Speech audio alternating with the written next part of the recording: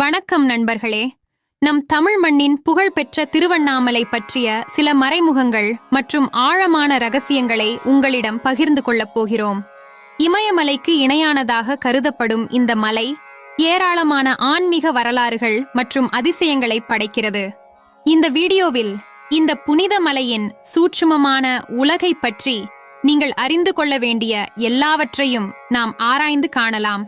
இந்த பயணத்தில் எங்களை சேர்ந்து கொள்ளவும் திருவண்ணாமலையின் மெய்ச்சிலிருக்க வைக்கும் ரகசியங்களை தெரிந்து கொள்ள தயாராகுங்கள். இந்த மலையிலிருந்து பலவித சிவத்தலங்களும் மற்றும் ரகசிய பாதைகளும் செல்கின்றன. இது சூட்சம உலகில் உலவக்கூடியவர்கள் மட்டுமே பயன்படுத்தக்கூடிய பாதைகளாகும். இந்த மலையில் பசிப்பிணியை போக்கக்கூடிய கனிதரும் விருட்சமும் உள்ளது. இது மிக பெரும் கனியையும் மிக பரந்த இலைகளையும் கொண்டது. மேல்நாட்டவர் திருவண்ணாமலையை உள்ளே நடமாட்டங்களை கொண்ட மலை என்றும் ஹாலோ ஹில் என்றும் கூறியிருப்பது இங்கு நினைத்து பார்க்கத்தக்கதாகும். எண்ணிலா சித்தர்கள், ஞானிகள், தபோதனர்கள், முனிவர்கள், ரிஷிகள் சிவஜோதியில் ஐக்கியமாக தவமிருப்பதும் இங்கே பிரம்மயாகம் நடப்பதும் உண்மையாகவே இந்த மலையில் நிகழ்கிறது. அந்த குறிப்பிட்ட நேரத்தில் எந்த குருவும் தன் சீடர்களுக்கு பிரம்ம உபதேசம் செய்ய மாட்டார்கள். உலக சேமத்திற்காக உலகை அழிவில் இருந்து பாதுகாக்க பலவித ஹோமங்களை இந்த மலையில் இருக்கும் மகான்கள் நடத்தி உலகை காக்கின்றனர். தெய்வீக அரசு இந்த மலையில் செயல்படுகிறது என்றும் சொல்லலாம். தெய்வீக இசை இடையறாது ஒலித்துக் கொண்டே இருக்கின்றது. அதற்கேற்ப தாண்டவம் மற்றும் தேவநாட்டியம் இடைவிடாது நடந்து கொண்டே இருக்கிறது. தெய்வீக இசையும் தாண்டவமும் நின்று போனால் உலகம் அழியும், பிரளயம் ஏற்படும். அது ஊழி கூத்தாக அமையும். மலையின் உள்ளே தினசரி பூஜை நடைபெறுகிறது. தேவர்களும் ரிஷிகளும் மகான்களும் நல்ல ஆத்மாக்களும் புண்ணியம் செய்தவர்களும் நல்ல மனமுடையவர்களும் தத்தமக்குரிய காலங்களில் தெய்வீக தரிசனம் கண்டு வணங்குகின்றனர். மலையில் சூட்சம ரூபத்துடன் வசித்து வருபவர்களுக்கு நித்திய கடமைகள் உண்டு. அவர்கள் தெய்வீக கடமைகளுடன் மலைவளமும் அருவமாக செய்து வருகின்றனர். மலையிலிருந்து எப்போதும் ஒரு ஒளி வீசிக்கொண்டே இருக்கிறது. அது செம்பொன்னிறமான ஒளிக்கற்றைகள் ஆகும். மலையின் அதிர்வலைகள் மகத்தானது. மலையின் ஒவ்வொரு பூஜை வேளைக்கும் சங்கொலி கேட்டுக்கொண்டே இருக்கும். கோயிலில் அண்ணாமலையாருக்கு அர்ச்சனை செய்யப்படுகிறது. அந்த அர்ச்சனை வில்வத்தின் சூட்சம ரூபம் மலையாகிய அண்ணாமலையார் முன் குவிந்திருக்கிறது. கோயிலில் சுவாமி முன் காட்டப்படும் நிவேத்தியத்தில் இருந்து கற்கள் கூட மலையாக அண்ணாமலையாரிடம் போய் சேர்கின்றனர். மலையில் வெள்ளியை நிகர்த்த மீன்களும் தங்கம் போன்ற மீன்களும் உலவும் தடாகங்கள் உள்ளன. இவற்றில் பனியின் வெண்மையை தோற்கடிக்கும் வெள்ளி ஒளியுடைய நீர் நிரம்பி உள்ளது. இதன் பிரகாசம் கண்களை கூச வைக்கும். ருசியில் சிறந்த நீர் சுனைகளும் தெய்வீக சக்தி கொண்ட மூலிகை வாசம் பொருந்திய சலசலக்கும் அருவிகளும் உள்ளன. இதுபோல ஏராள ரகசியங்கள் மலையில் உள்ளன.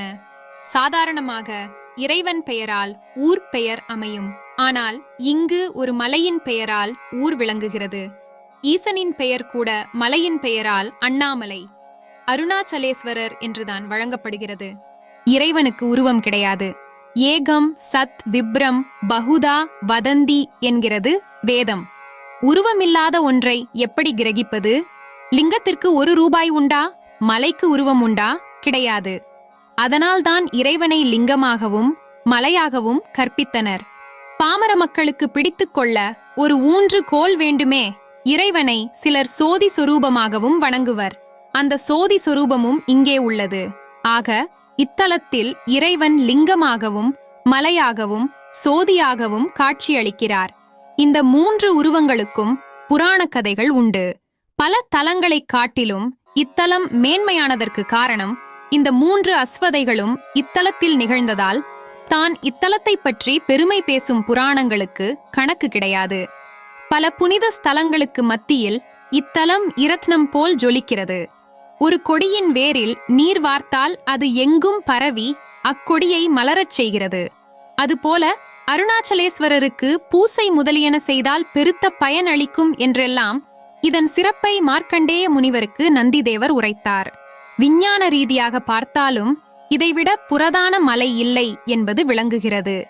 இந்தியாவின் வடக்கே கோட்டை மதில் போல் வியாபித்தும் உயர்ந்தும் விளங்குகின்ற இமயமலை கூட காலத்தால் பிந்தியதுதான். மிக பழைய காலத்தில் இது கடலில் மூழ்கியிருந்தது.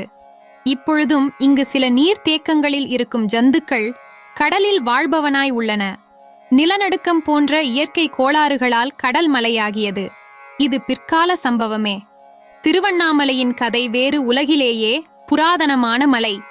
இது அண்ணாமலை நமது பூமியின் மத்திய பாகம் என புராணங்கள் வர்ணிக்கின்றன. புவியை 5 பிரிவுகளாக வகுத்தனர்.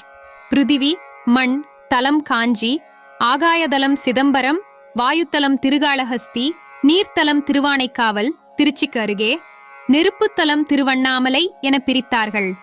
உண்மையிலேயே விஞ்ஞான ரீதியாக நெருப்பு கோளம் குளிர்ந்து மலையாகியது. இதைத்தான் புராணங்கள் ரசமான கதைகளால் வர்ணிக்கின்றன. அருண கூட்டல் அசலம், அருணாச்சலம். அருணம் என்றால் சிவப்பு, அசலம் என்றால் மலை, அதாவது செம்மலை. தீவினைகளை நீக்கி நலம் தரும் மலை இது. திரு அண்ணாமலையார் கோயிலின் அமைப்பு எண் கோணத்தில் காணப்படுகிறது. 8 திசைகளிலும் 8 லிங்கங்கள் காணப்படுகின்றன. மலையின் சுற்றளவு 8 மைல். 8 திசைகளிலும் 8 லிங்கங்கள் உள்ளன. அபூர்வ ஒற்றுமை.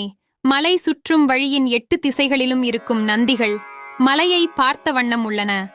லிங்கத்தை பார்த்து அமர்ந்திருப்பதுதானே நந்தியின் அமைப்பு முறை.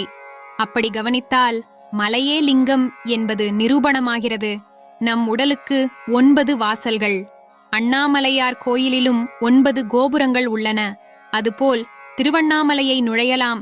எந்த சாலை வழியாக வந்தாலும் எதிர் நின்று அழைப்பது அண்ணாமலையார்தான். எண் கோலத்தில் அண்ணாமலை அமைந்துள்ளதால் 8 திசைகளிலும் 8 வித அமைப்புகளில் தெரியும்.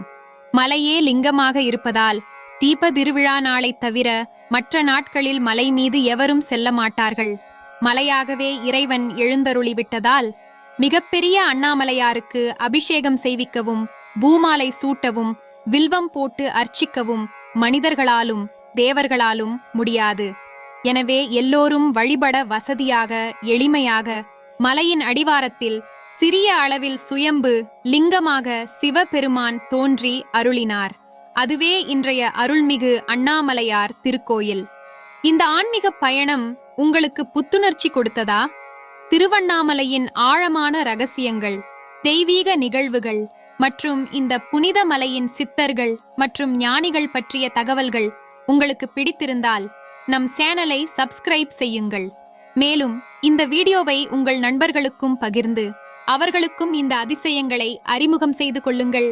விரைவில் நாமோடு சேர்ந்து மற்றொரு ஆன்மீக பயணத்தில் சந்திக்கலாம். நன்றி, வணக்கம்.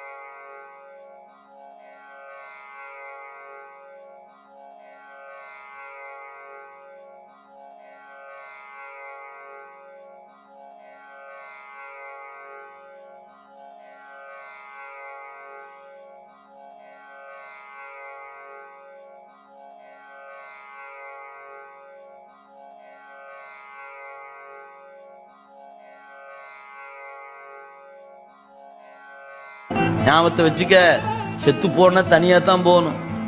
யாராவது கூட்டிட்டு போறேன் பயமா இருக்குது, அது கூட்டி போக முடியுமா என்ன? ஒருத்தரும் வரமாட்டான், எல்லாம் கையை காட்டி டாட்டா காட்டிட்டு நின்றுவாங்க. செத்தால் வந்து உதவுவார் ஒருவர் இல்லை, சிறுவிறகாட்டி மூட்டி செல்லா நிற்பர். எனவே இப்பவே சொல்லி வை, சித்தாய வேடத்தாய் நீடு உண்ணி திரு ஆனைக்காவுடைய செல்வா என்னத்தா உந்தன் பொற்பாதம் அடைய பெற்றால் அல்ல கண்டம் கொண்டு அடியேன் என் செய். திருவடியை பிடிச்சிட்ட சாமி, எனக்கு இனிமேல் என்ன துன்பம், எனக்கு ஒரு துன்பம் இல்லை அப்படின்னு அப்பர் சாமி அருள் செய்யறார்.